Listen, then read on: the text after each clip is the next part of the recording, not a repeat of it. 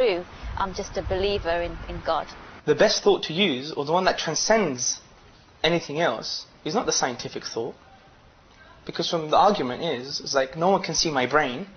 My brain cannot be smelt, touched, etc.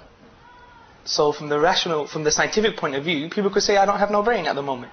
So it's quite humorous. But the situation is, the scientific method is finite in itself. So therefore it cannot be applied to something that's intangible. Only rational thought can do that. That changed when my friends directed me to Islam and said, actually, Islam does provide you with the proof. And I was a bit baffled. I was like, no, there's no such thing, yeah? Because if there was a proof, then everybody would be that religion. Islam has a proof, because every human being needs a proof to believe in something. You can't just say something's true without proving it. You know, you can't say, oh, Christianity's true, Hinduism's true, Judaism's true, without showing people why. So fine, now we have a creator. We understand this. There's a knocking on the door. Bang, bang. Because I even went to the lengths of phoning a temple and saying, why is Hinduism true? You know, because I was so confused. And they didn't give me any solid answers. None of the other faiths could show me, apart from Islam. I cannot assume what is behind the door. Speculation cannot work. Itself, the thing behind the door, must tell us who or what it is. So here we go to find out the expression of the Creator. Where is it? What is it? It's not that, you know, I thought praying every day, 5 times a day to your God is amazing, is the best thing. That's what attracts me. So I'll go to the things that were the current status quo, if you like, on what the expression is. The Bible, the Buddhist scripts, etc. So I did quite a bit of an analysis on them. And I said to myself, fine, oh, Buddhism is amazing, it's so nice, etc. But then I came to another thought. Is it the fruits? What does the fruits mean?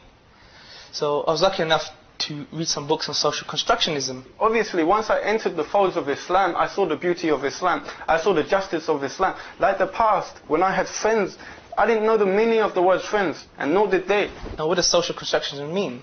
It means basically that all our behaviors and our thoughts and our psychological disposition is dictated by the power structure and the influentials in society. So MTV wouldn't show what they're showing now 20 years ago, for example, or 10 years ago. Islam tells you the most simple thing, what is friendship, yeah?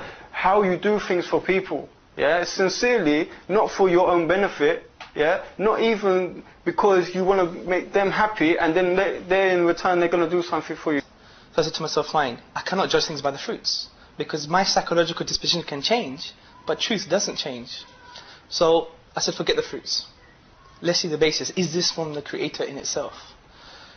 I came to the Qur'an. When I saw Islam, I saw the truth.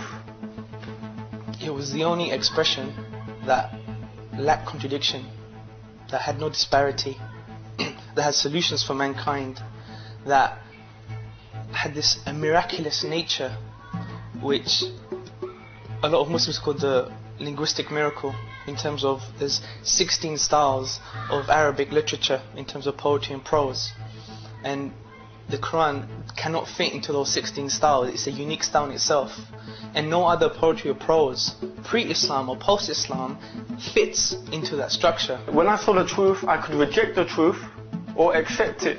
And that's so amazing. I mean, we have the grammar, the letters and the structure of Arabic, but we can't put it together in order to create even 3 lines of the Quran, which to me it's blew my mind away, and I was so amazed. Whether there were parts of Islam that attracted me or I didn't like, for example, waking up every single day of my life till when I die before sunrise, that does not attract me to Islam, yeah?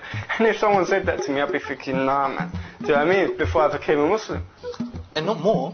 What I saw with the Quran is that it agreed with reality, with the correct sensation of reality. For example, when we come to science, there's a lot of scientific ayahs, verses in the Quran that agree with current reality, whereas we just found this 50 years ago, but the Quran was expressed 1500 years ago. I accepted it because it's the truth, but once you accept it and you see the true Islam, you think, this is amazing, because it's from God. I have not given up cannabis, I haven't given up alcohol, I haven't, stopped fighting and stopped socializing with women and wake up I don't do all of these things because I'm believing in something which might not be true. Yeah? I do all of these things and I will do them till I die because I know 100% without doubt it is not a theory, it is a fact that Islam is the truth and it can be proven. So from that, I said I have to be a Muslim now. There's no choice. It's definite. Whether my psychology agrees with it or not, my mind says you have to be a Muslim. Your psychology could follow. Don't think about the news, don't think about propaganda, don't think about politics, don't think about consequences, of accepting Islam. Think about what is truth and what is falsehood. Many converts feel that it is this secular lifestyle that creates misery in Western societies, and more often than not, this lifestyle drives people to perpetrate inhumane crimes that have plagued the West. The ills of this society are numerous in nature and can range from rape, murder, paedophilia and suicide to pornography, gambling, robbery and theft. For example, recent UK Home Office statistics suggest that 80,000 women are involved in prostitution. Between 1989 and 1995, some 4,000 children were cautioned for offences related to prostitution. Organisations that help the survivors of childhood sexual abuse estimate that this is very common in the United Kingdom. If we widen the scope to the treatment of women and children by society, we see that problems are in fact widespread and not sporadic and isolated. In any given day in the United Kingdom, 7,000 women and children seek refuge in sheltering houses to avoid domestic violence. Last year, there were 104,050 domestic violent incidents in London alone. 1 in 20 women has been raped in the United Kingdom.